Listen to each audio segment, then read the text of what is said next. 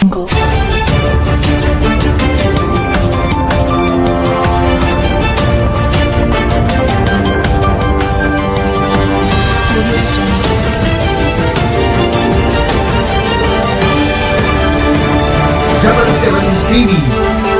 అక్షరం ప్రజాపక్షం. Welcome to 77 TV ప్రతి అక్షరం ప్రజాపక్షం. నా పేరు ఆరావళి. నర్సీపట్నం ప్రాంతంలో పరిశ్రమలను స్థాపించేందుకు కృషి చేస్తా. కూటమి బీజేపీ అనకాపల్లి ఎంపీ అభ్యర్థి సీఎం రమేష్. అనకాపల్లి జిల్లా నర్సీపట్నం నియోజకవర్గంలో తాను ఎంపీగా గెలిచిన వెంటనే కేంద్ర ప్రభుత్వంతో మాట్లాడి నర్సీపట్నం ప్రాంతంలో పరిశ్రమలు స్థాపిస్తానని అనకాపల్లి బీజేపీ ఎంపీ అభ్యర్థి సీఎం రమేష్ అన్నారు. శనివారం నర్సీపట్నం కృష్ణా ప్యాలెస్ లో జరిగిన భారతీయ జనతా పార్టీ నాయకుల కార్యకర్తల ఆత్మీయ సమావేశంలో ఆయన పాల్గొన్నారు. ఈ సందర్భంగా ఆయన మాట్లాడుతూ అయ్యన్న పాత్రుడు సుదీర్ఘ అనుభవమున్న రాజకీయ నాయకుడని, ఎమ్మెల్యేగా ఆయన భారీ మెజారిటీతో గెలిచి ఖచ్చితంగా మంత్రి అవుతారన్నారు. నర్సీపట్నం నియోజకవర్గంలో 266 బీజేపీ బూత్ కమిటీ సభ్యులు ఉన్నారని, వారందరూ రేపటి నుండే ఎన్నికల కార్యాచరణ మొదలు పెట్టాలన్నారు. 3 పార్టీల నుండి కమిటీలు వేసుకుని ముఖ్యంగా అభ్యర్థుల గుర్తులను ఇంటింటికి ప్రచారం చేయాలన్నారు.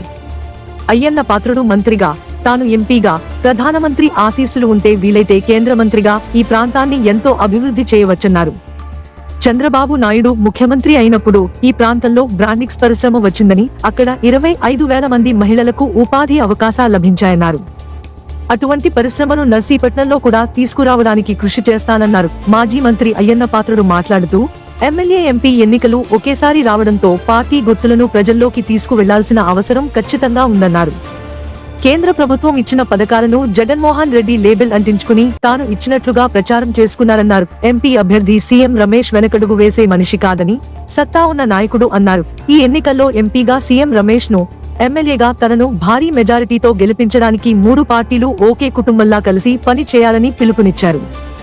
ఈ కార్యక్రమంలో మాజీ ఎమ్మెల్సీ పివిఎన్ మాధవ్, జిల్లా బీజేపీ అధ్యక్షులు ద్వారపురెడ్డి పరమేశ్వరరావు, జిల్లా ప్రధాన కార్యదర్శి బివిఎస్ వర్మ, నియోజకవర్గ కన్వీనర్ తమరాన ఎర్రం నాయుడు, రాష్ట్ర కార్యదర్శి సురేంద్ర మోహన్, రాష్ట్ర కార్యవర్గ సభ్యులు ఈర్లే శ్రీరామ్ మూర్తి, పెద్ద సంఖ్యలో బీజేపీ శ్రేణులు తదితరులు పాల్గొన్నారు.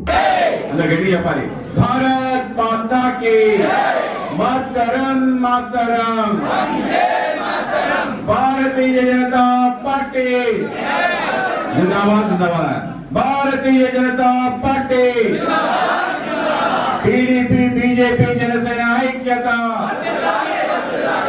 టీడీపీ, జనసేన, బీజేపీ ఐక్యత. నరేంద్ర మోడీ గారి నాయకత్వం, అయ్యన్న పాత్రుడు గారి నాయకత్వం, సీఎం రమేష్ గారి నాయకత్వం. అందరికీ నమస్కారం.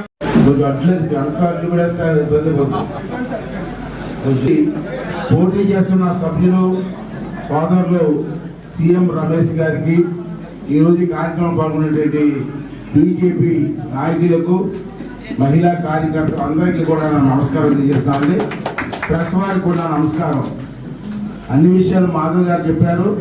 మీ అందరికీ తెలుసు, ఈరోజు రాష్ట్రంలో జరుగుతున్నటువంటి అవినీతి పరిపాలన, సైకో పరిపాలన మీ అందరూ చూస్తూనే ఉన్నారు.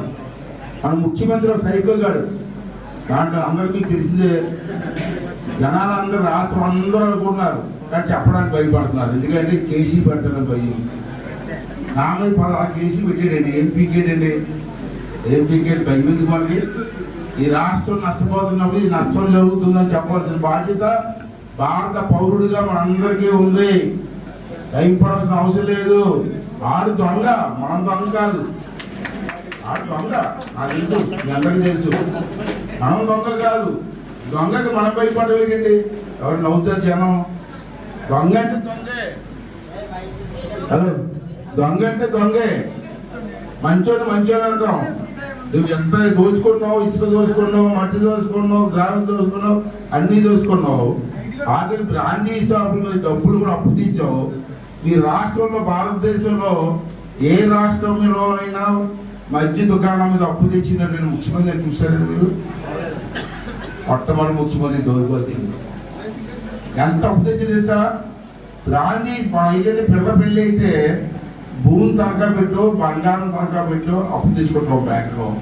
ఈ దుర్మార్గుడు గాంధీ షాపుల్లో తనఖా పెట్టప్పుడు తెచ్చాడండి 8,600 కోట్లు, 9.49% వడ్డీకి.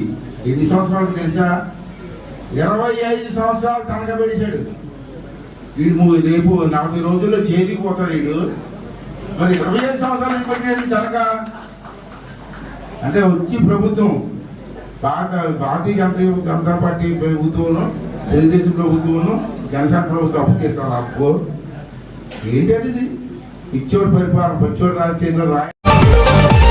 Double7 TV మీకు నచ్చినట్లయితే లైక్ చేయండి, షేర్ చేయండి, సబ్స్క్రైబ్ చేయండి, పక్కనే ఉన్న బెల్ ఐకాన్ క్లిక్ చేయండి.